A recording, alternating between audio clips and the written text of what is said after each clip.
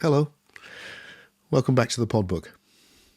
It seems to me there's one question we can't avoid, and that is, how shall I live? It faces us in every moment. But we can't answer that question until we've also answered the question, well, what is this we're experiencing? What is existence? And we can't answer that question until we answer the question, well, how would I know what this is? And I want to suggest these three questions form the three great areas of philosophy. Ontology, what is this? Epistemology, how do I know? And ethics, what should I do about it? Now, in the pod book so far, I've tried to lay out the key ideas which form this new worldview. And in this chapter, I'd like to bring them all together, show how they all relate. And I'm going to do that by answering these three questions from this new perspective. So, ontology. What is existence?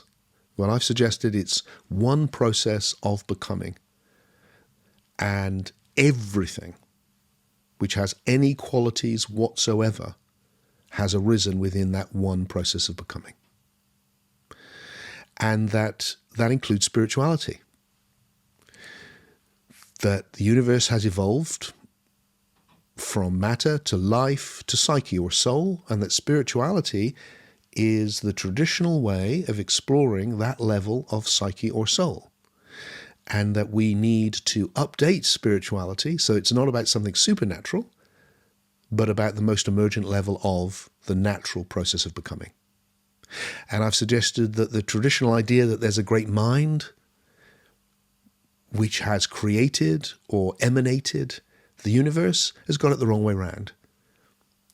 What's there at the beginning is the simplest thing you can imagine, the undifferentiated that becomes differentiated as everything. And what we experience as that great mind, that beautiful, benevolent presence, is actually the leading edge of the process of becoming.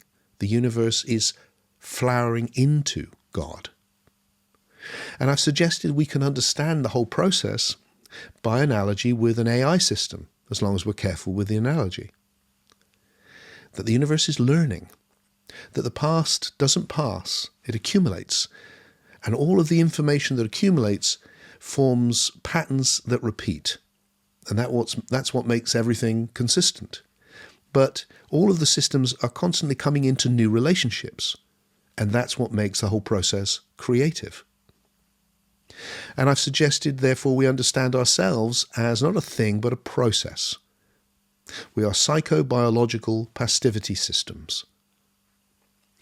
And I've suggested that those systems have evolved so that we can function on the level of the psyche or soul without functioning on the level of biology.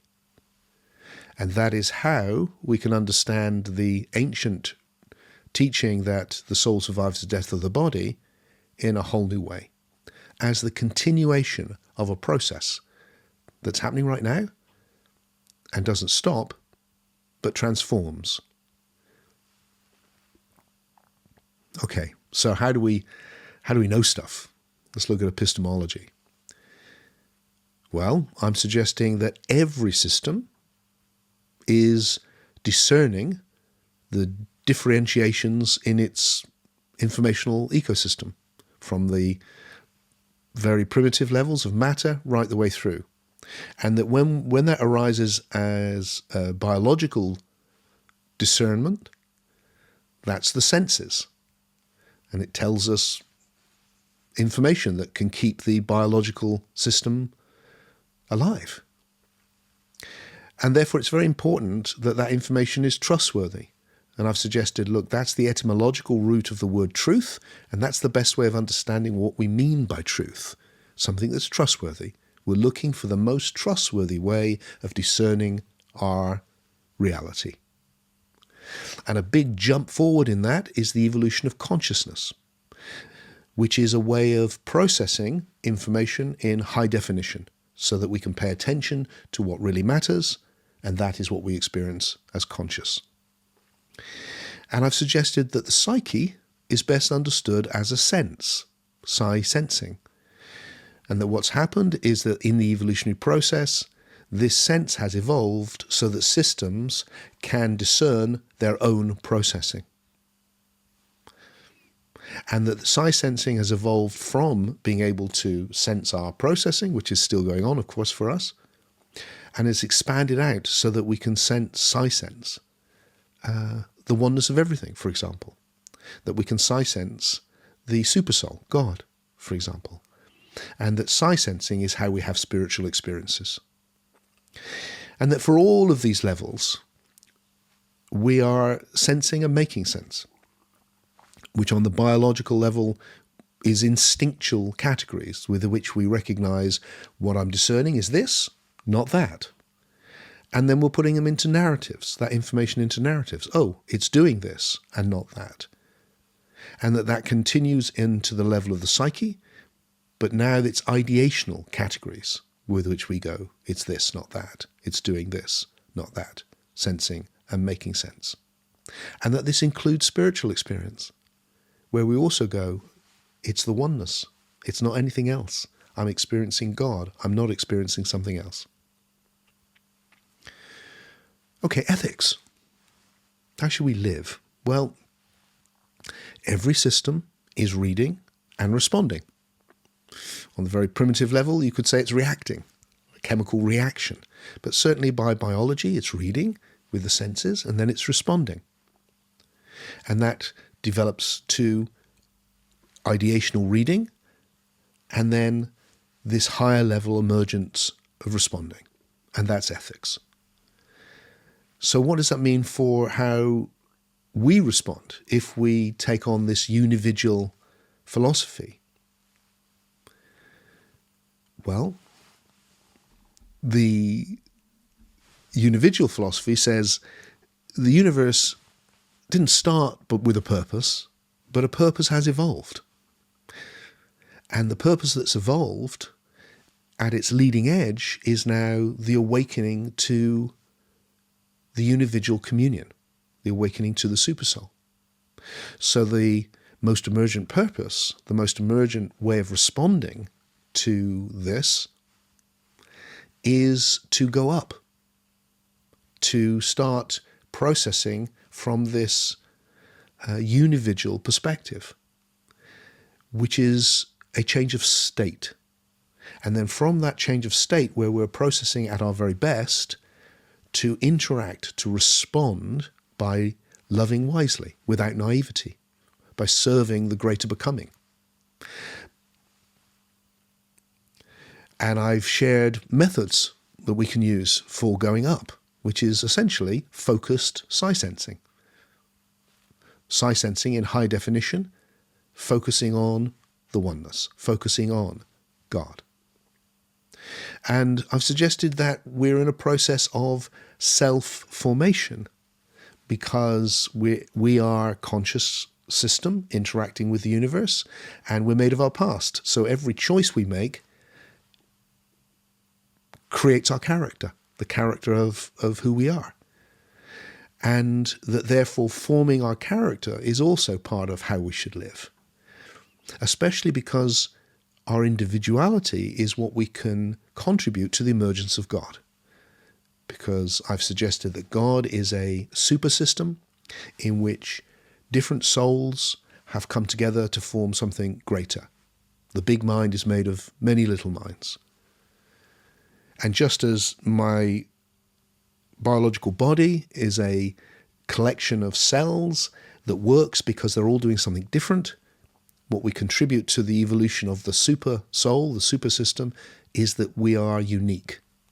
And that's what we're forming. And I've suggested that the best way to form that is that we have an open rather than closed ideational system. Because then we can reflect deeper, we can evolve ourselves, we can change how we ideate, and we can become more emergent versions of ourselves, not living up to some preordained template, but becoming more you, more me. And we can also contribute to the evolution of our shared culture, which I've suggested has been moving from a collectivism to individualism as more and more individuals develop an open system, create new ideas, and that now we're moving from individualism to unividualism as more and more people will gradually go up and love wisely.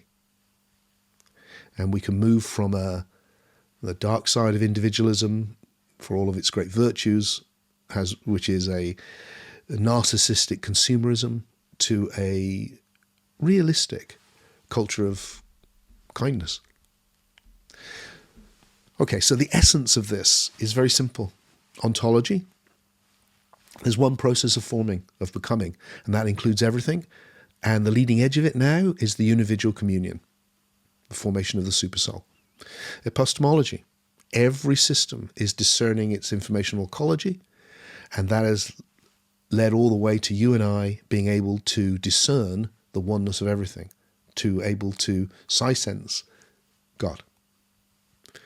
And ethics, every system is responding, and that's evolved right through to you and I choosing to go up and to love wisely.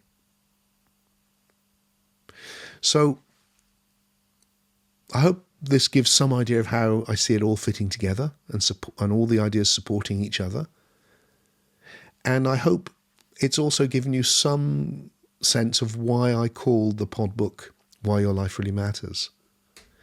Because there's a lot in there, I think, about why your life really matters. It's saying the universe has evolved to be conscious as you. That's pretty big. And you're evolving. You're not static. And not only are you evolving, you're evolving yourself.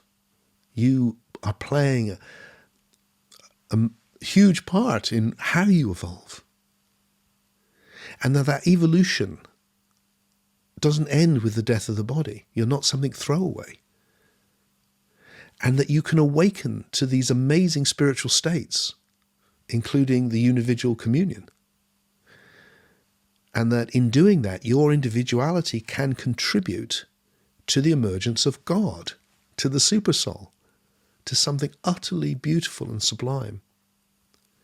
And it can also contribute to the evolution of the new human and the new world.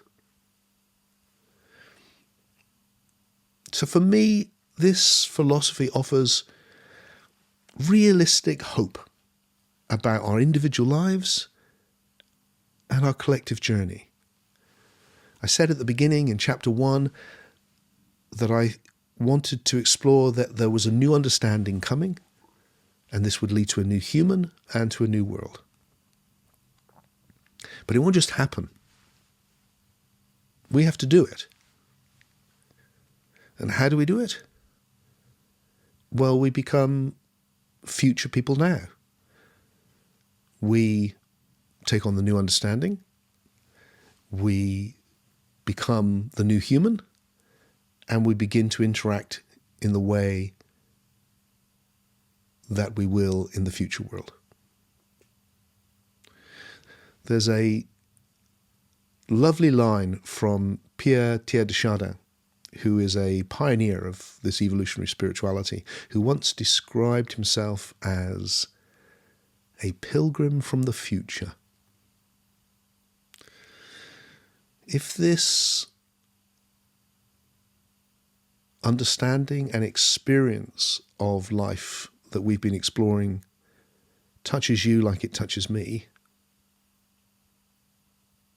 let's become pilgrims from the future.